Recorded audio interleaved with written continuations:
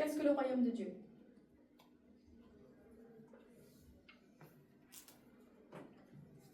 Parce que dans Matthieu 6, 33, la parole nous dit, cherchez premièrement le royaume de Dieu et la justice de Dieu. Et toutes ces choses vous seront données. Donc, première question pour répondre pour expliquer ce verset-là. Question, qu'est-ce que le royaume de Dieu? Et déjà, quand on donne notre vie à Jésus, on rentre dans le royaume de Dieu.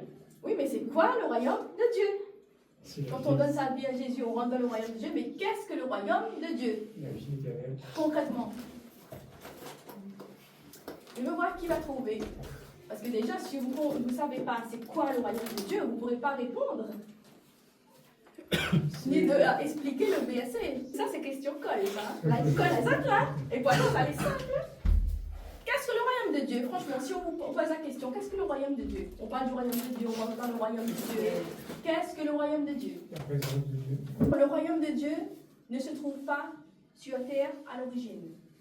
C'est pour ça que ça s'appelle le royaume de Dieu. Le royaume de Dieu se trouve au ciel. Mais pour nous chrétiens, concrètement, le royaume de Dieu est arrivé sur terre quand Jésus-Christ a commencé à faire ses nombreux miracles.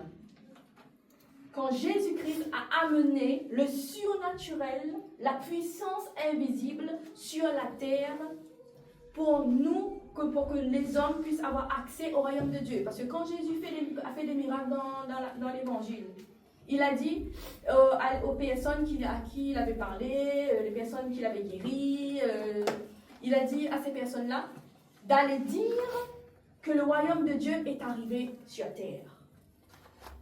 Donc, le royaume de Dieu, c'est tout le surnaturel qui se trouve dans le ciel, mais qui est ramené par Jésus-Christ sur la terre pour que nous, hommes, femmes, nous avons accès à ce royaume. C'est tous les miracles, les prodiges que Jésus a fait dans l'évangile. Le royaume de Dieu, ce n'est pas ce qu'un homme, une femme, en tant qu'être humain, est capable de faire, est capable de voir. Le royaume de Dieu est surnaturel. Le royaume de Dieu, c'est la puissance spirituelle. Le royaume de Dieu, c'est tout ce qui est invisible, qui est possible d'être visible par le Saint-Esprit. Les dons spirituels, le surnaturel, les miracles, tout ce que vous voyez, c'est le royaume de Dieu qui est arrivé sur la terre. Et nous avons accès à ce royaume-là. Quand on accepte Jésus-Christ, on entre dans le royaume de Dieu par le Saint-Esprit. Ce verset-là nous dit, recherchez d'abord le royaume de Dieu. Et en parallèle, recherchez d'abord aussi, en même temps que le royaume de Dieu, la justice de Dieu. Alors, qu'est-ce que la justice de Dieu?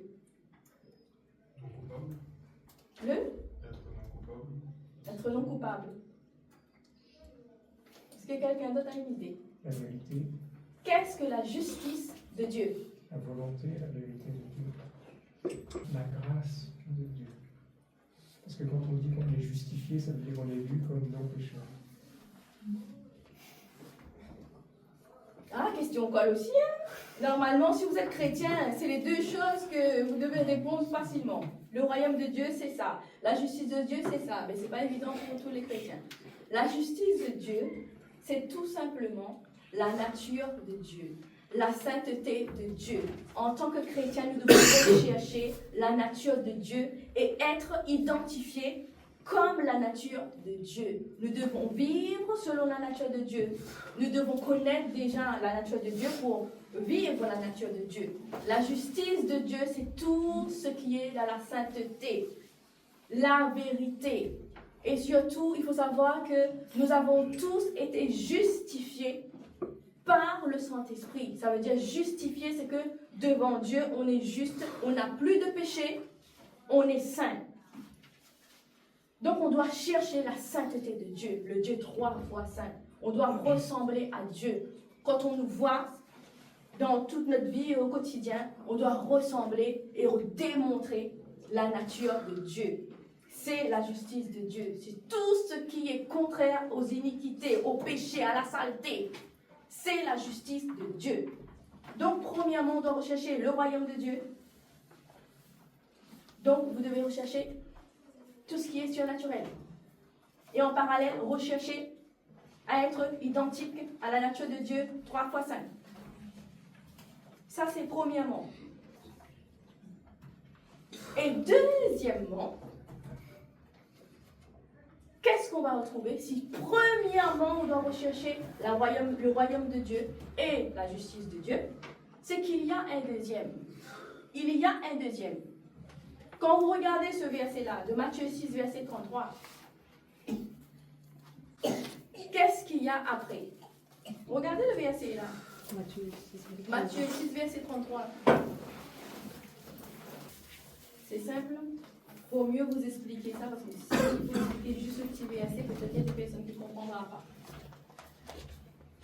Donc, on va lire le passage de Matthieu 6, verset 31 à 34. Ne vous inquiétez donc point et ne dites pas, que mangerons-nous, que boirons-nous, de quoi serons-nous vêtus, car toutes ces choses, ce sont les païens qui les recherchent. Votre Père céleste sait que vous en avez besoin. Maintenant, le verset qui nous intéresse.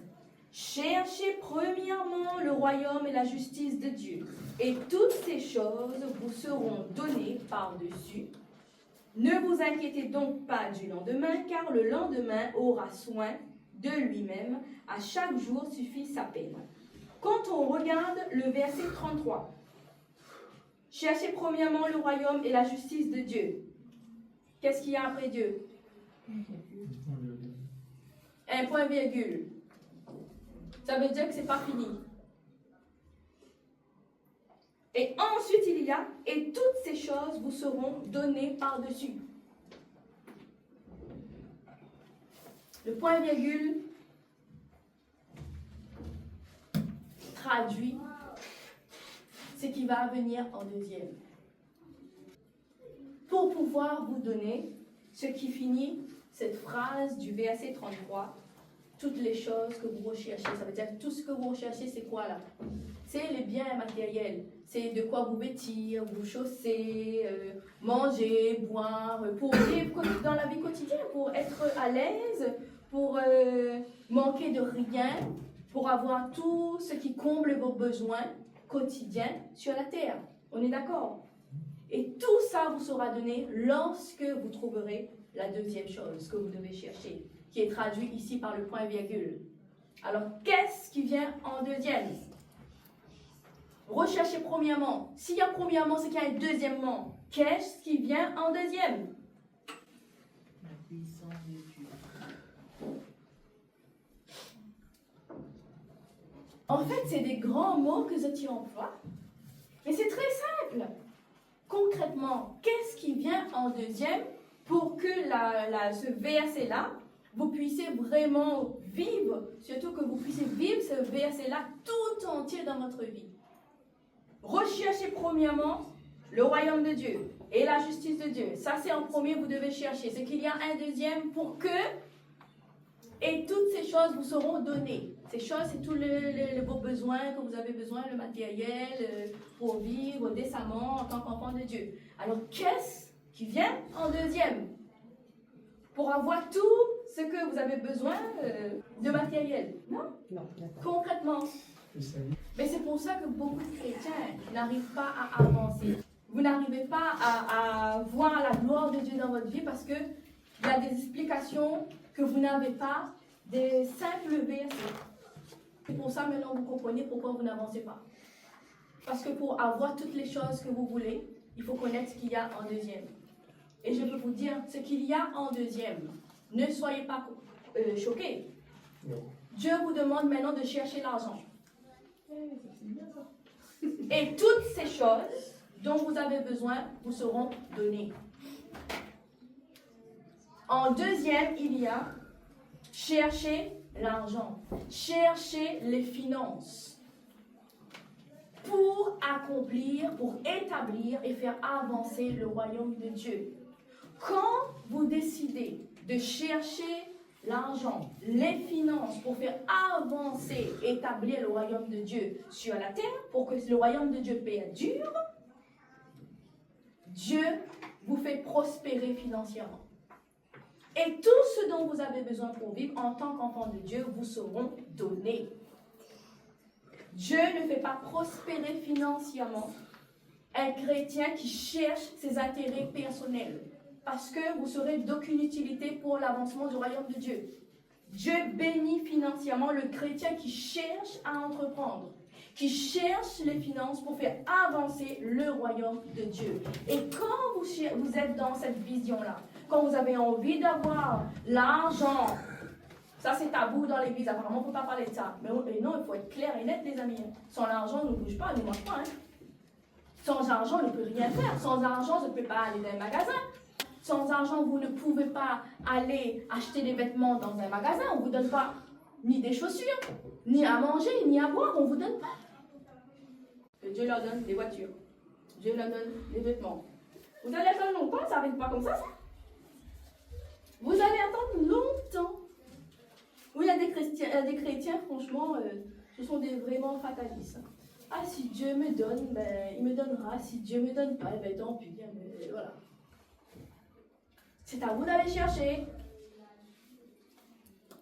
Dieu a mis l'or et l'argent sur la terre. C'est à vous d'aller chercher votre part. Et vous allez vivre le ciel sur la terre.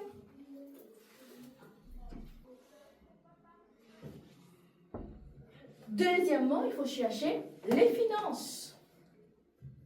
Et quand vous cherchez les finances pour faire avancer le royaume de Dieu, établir le royaume de Dieu, vous êtes utile pour Dieu. Et Dieu va faire en sorte que vous allez prospérer financièrement, que vous aurez l'argent qu'il faut pour vous nourrir, vous vêtir, vos besoins personnels, pour aller en vacances, pour vivre la vie d'un chrétien sur la terre, pour profiter. Il va vous bénir financièrement, parce que Dieu ne bénit pas un chrétien financièrement si le chrétien n'est pour lui d'aucune utilité pour le faire avancer le royaume de Dieu. Dieu regarde ses intérêts. Nous, en tant qu'enfants de Dieu, on doit chercher la prospérité financière pour faire avancer le royaume de Dieu. Et c'est comme ça que Dieu nous donnera ce dont nous avons besoin. Parce que si on fait avancer le royaume de Dieu, on avance avec. Et beaucoup de chrétiens s'arrêtent à là. Le royaume de Dieu, j'ai trouvé. La justice de Dieu, j'ai trouvé. Et puis maintenant, on prie tous les jours. Et après? Et après? Beaucoup de chrétiens s'arrêtent à là. Alors que Dieu nous demande de chercher maintenant les finances pour faire avancer le royaume de Dieu, pour établir le royaume de Dieu, pour que le royaume de Dieu reste perdure sur la terre. On ne fait pas avancer le royaume de Dieu sans finances. Sans finances.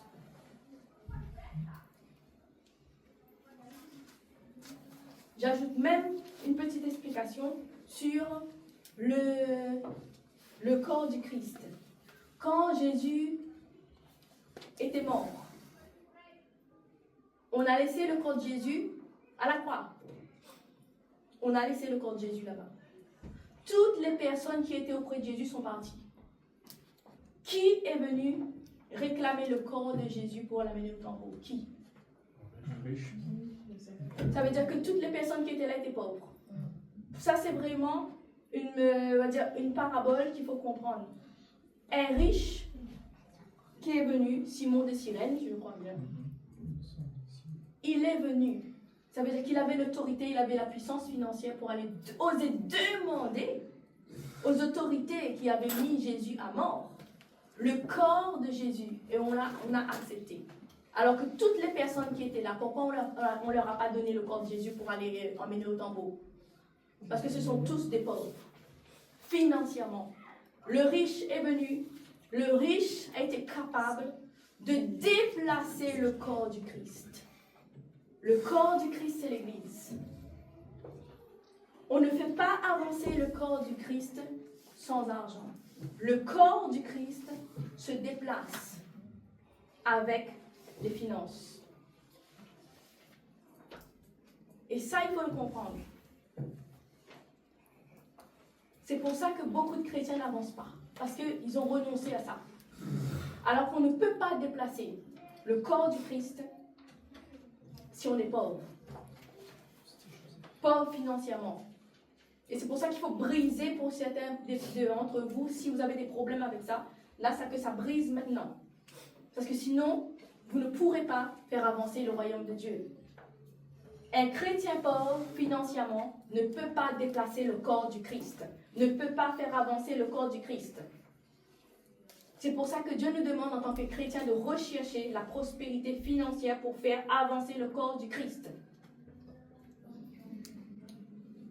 Et beaucoup de personnes ont du mal parce qu'il y a aussi le verset de Matthieu 19, verset 24. Prenez ce verset, ça aussi ça fait polémique. Donc, beaucoup de chrétiens ne comprennent pas le verset de Matthieu 19, verset 24, et c'est pour ça que beaucoup de chrétiens restent à terre. Donc ce verset nous dit, je vous le dis encore, il est plus facile à un chameau de passer par le trou d'une aiguille qu'à un riche d'entrer dans le royaume de Dieu. Et beaucoup de chrétiens ont cru que pour entrer dans le royaume de Dieu, qu'il fallait être pauvre. Et rester pauvre quand on est chrétien. Alors je vous explique ce verset-là. Un chameau a deux bosses. On est d'accord? Un chameau a deux bosses. Vous avez vu la taille du trou d'une aiguille. Si ce verset nous dit que c'est plus facile à un chameau qui a deux grosses bosses de passer par le trou d'une aiguille, ça veut dire qu'à un riche d'entrer dans le royaume de Dieu, ça veut dire que ça va être très difficile. À un riche qui est dehors, qui n'est pas encore entré dans le royaume de Dieu, d'entrer dans le royaume de Dieu. Et que c'est plus facile pour un chameau qui a deux bosses d'entrer dans le trou d'une aiguille. Juste pour vous dire que quand vous entrez dans le royaume de Dieu, si vous arrivez au Seigneur que vous n'avez rien, financièrement vous n'avez rien, donc vous n'avez pas de bagage, vous n'avez rien qui va vous encombrer. Vous allez entrer facilement dans le royaume de Dieu. Mais cela ne veut pas dire qu'une fois que vous êtes entré dans le royaume de Dieu, que vous devez être pauvre. C'est pour entrer. C'est difficile si vous êtes riche, mais si vous n'avez rien, c'est plus facile pour vous d'entrer dans le royaume de Dieu parce que vous n'avez rien à larguer à terre. Vous entrez, vous êtes léger. Sans argent, sans rien. Vous entrez dans le royaume de Dieu. Mais cela ne veut pas dire qu'une fois entré dans le royaume de Dieu, que vous devez rester pauvre. Non, vous entrez facilement quand vous êtes pauvre parce que vous avez rien. Donc c'est plus facile à un pauvre d'entrer dans le royaume de Dieu. Mais par contre, pour un riche, c'est plus difficile pour lui. Vous savez pourquoi? Parce que la plupart des richesses que le riche a, toutes ces richesses-là, a été mal acquises.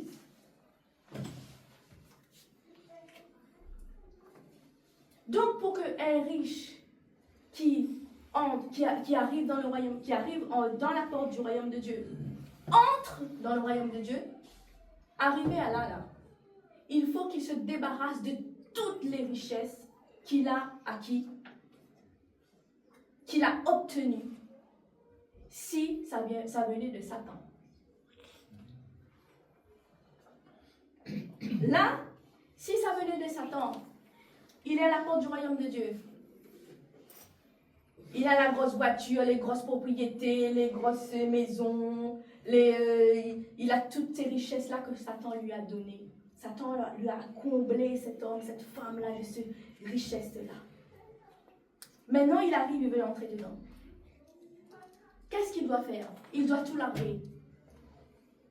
Les grandes propriétés, les maisons, tout ce que la personne a obtenu de Satan, par Satan, de richesses, toutes ces richesses qu'il a obtenues là, il doit se débarrasser de tout ça pour entrer dans le royaume de Dieu. C'est pour ça que ce verset nous dit qu'il est plus difficile à un riche d'entrer dans le royaume de Dieu qu'un chameau qui a deux bosses d'entrer par le trou d'une aiguille. Parce que maintenant le riche là, il est en face du royaume de Dieu. Il veut entrer là-dedans. On n'entre pas avec les biens que Satan nous a donnés dans le royaume de Dieu, les amis. Donc les maisons, les voitures, tout ça là, vous allez vous débarrasser de tout ça. Maintenant, est-ce que la personne est prête à recommencer à zéro? Parce qu'il va tout perdre. Hein, le riche là, il a tout gagné. Parce que peut-être qu'il a fait des pactes avec Satan, il a tué quelqu'un, il a enfermé quelqu'un, il a volé quelqu'un, il a fait beaucoup de trafic, il a fait tout ça. Hein?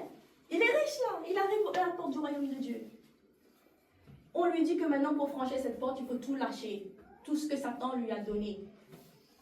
Il y a des personnes arrivées à la porte du royaume de Dieu, acceptent de renoncer à tout, de recommencer à zéro. Il y a des personnes qui n'acceptent pas. Alors, ils préfèrent garder ses richesses. Ils restent dehors. Une fois que vous entrez dans le royaume de Dieu, qui vous a interdit maintenant de devenir riche, de prospérer financièrement, avec la grâce de Dieu au contraire? Mais sauf que maintenant, vous allez utiliser le chemin de Dieu et non celui de Satan. Et le chemin de Dieu est plus dur, plus long. Donc toutes les richesses qu'un riche a acquéries là, par Satan, il va voir qu'avec le Seigneur, c'est pas le même chemin. Mais beaucoup de chrétiens n'ont pas compris ce verset. Ils pensent que pour entrer dans le royaume de Dieu, il faut être pauvre et il faut rester. Non, c'est bien écrit, entrez. Ce n'est pas écrit rester pauvre. Pour entrer dans le royaume de Dieu, c'est difficile. Quand on est riche, surtout si on est riche avec tout ce que Satan nous a donné, il faut tout larguer pour rentrer là-dedans. Dans le royaume de Dieu, là, c'est l'atmosphère du Dieu trois fois. On ne rentre pas avec la saleté, avec la pourriture, avec tout ce que Satan vous a donné, vous abandonnez. Les maisons, les voitures, tout ce que vous avez obtenu au plan financier, bien matériel, vous devez larguer.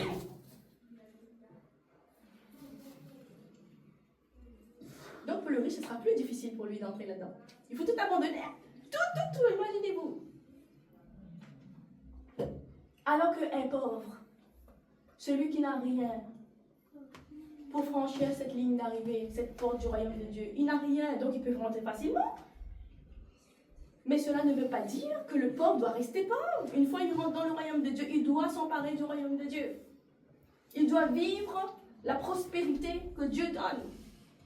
Et beaucoup de chrétiens ont renoncé à ça parce qu'ils n'ont pas compris la parole de Dieu.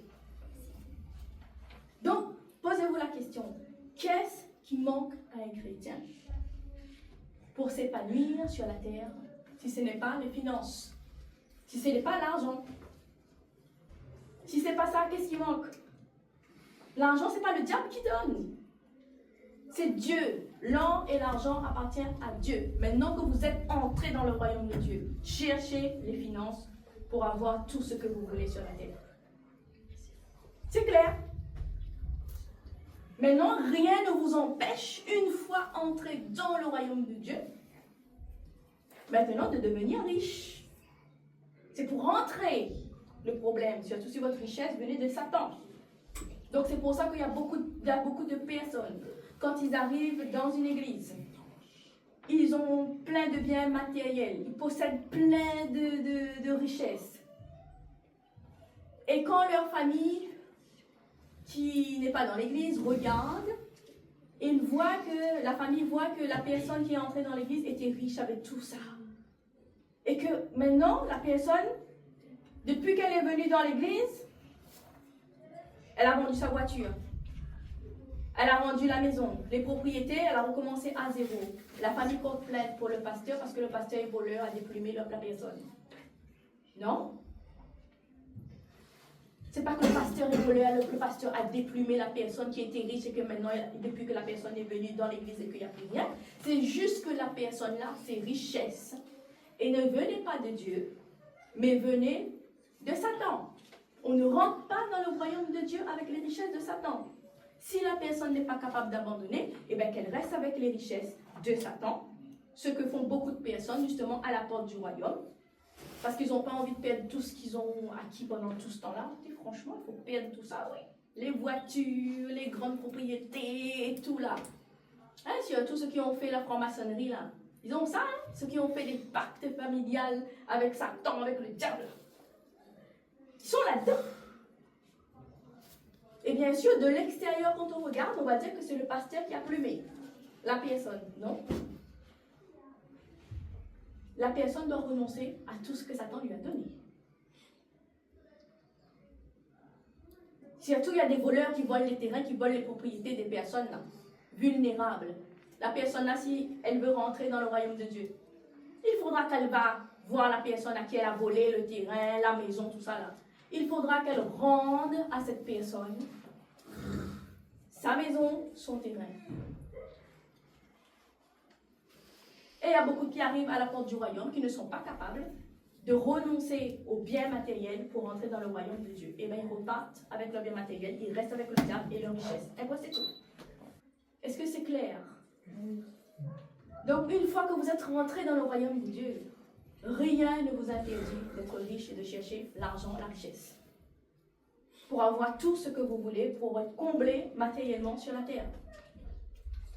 N'ayez pas honte, vous avez le droit, vous êtes entré dans le royaume de Dieu, maintenant il faut vivre le ciel sur la terre.